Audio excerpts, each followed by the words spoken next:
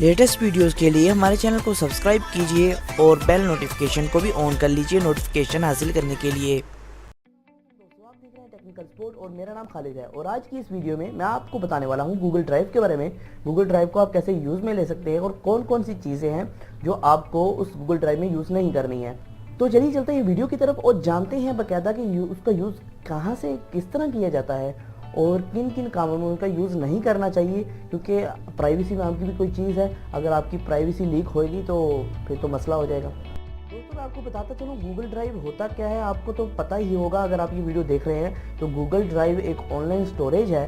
Google online storage है, आप उधर वीडियो ऑडियो जो मर्जी सेव कर सकते हैं, यहाँ तक कि एप्लीकेशन भी सेव कर सकते हैं। तो दोस्तों आप उधर सेव करके किसी को लिंक भी भेज सकते हैं, मतलब कि आपने कोई एप्लीकेशन उधर सेव किया है, आप चाहते हैं मेरी वेबसाइट या ब्लॉग पे इसका मैं लिंक लोगों को प्रोवाइड करूं और वो वहाँ से जाकर डाउनलोड करें, तो इस तरह भी आप कर सकते हैं। लेकिन फ़िलहाल मैं बात करूँगा उसमें कैसे आप चीज़ें सेव कर सकते हैं।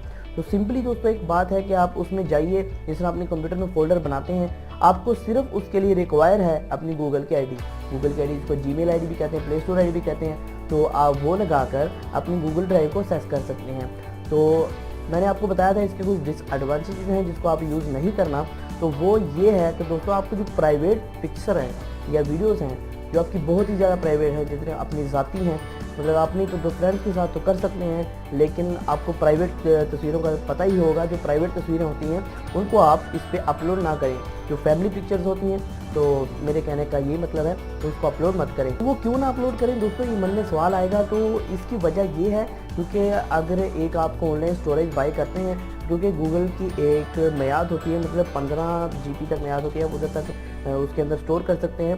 तो अगर वो आपको पता है कि गूगल के पास एक सर्वर है जहां आपकी फ़ोटोज़ बाकायदा सेव हैं, उधर एक गूगल का नुमाइंदा होता है जो उसको चेक करता है बाकायदा, क्योंकि उसके अंदर कोई ऐसी फ़ोटोज़ ना हो, स्पैम फ़ोटोज़ ना हो। उस चेकिंग के दौरान दोस्तों वो सारी वीडियो, सारी इमेजेस को एक बार देख भी सकता है और सब कुछ कर सकता है, क्योंकि उसको डाउनलोड भी कर सकता है, उसको बाकायदा इजाज़त होती है सब कुछ। तो इस वजह से दोस्तों आप अपनी प्राइवेट फ़ोटोज़, जो फैमिली फ़ोटोज़ हैं या अपनी ज़ाती की प्राइवेट फ़ोटो है, वो गूगल ड्राइव के ऊपर या किसी भी ऑनलाइन स्टोरेज के ऊपर शेयर ना करें। तो चलिए चलते हैं फिर मेथड जान लेते हैं आप किस तरह ऑनलाइन अपनी गूगल ड्राइव के अंदर कोई भी चीज़ सेव कर सकते हैं। तो अभी मैं आपको कंप्यूटर की तरफ ले जाऊँगा और कंप्यूटर में दिखाऊँगा आप किस तरह उसको सेव कर सकते हैं।